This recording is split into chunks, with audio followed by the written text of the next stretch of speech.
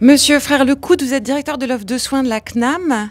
Je vais commencer par une première question. Quelle forme concrète pourraient prendre, selon vous, les dispositifs d'accompagnement ou de soutien aux pharmacies situées dans les territoires fragiles ou sous-dotés?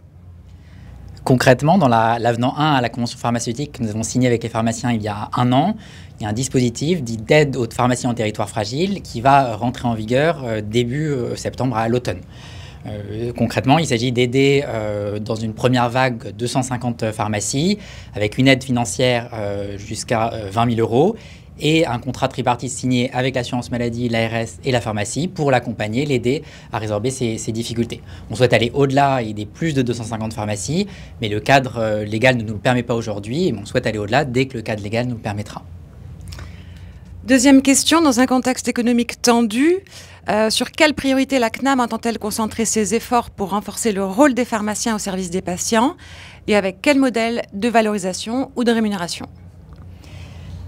Alors deux choses là-dessus sur le modèle de rémunération des pharmacies. La première, c'est qu'on est engagé avec les pharmaciens depuis 2017 dans un mouvement de transformation de l'économie officinale en rémunérant moins au volume, moins au nombre de boîtes vendues au regard du prix des médicaments et plus valoriser la prestation intellectuelle du pharmacien avec des honoraires spécifiques. Donc on renforce petit à petit.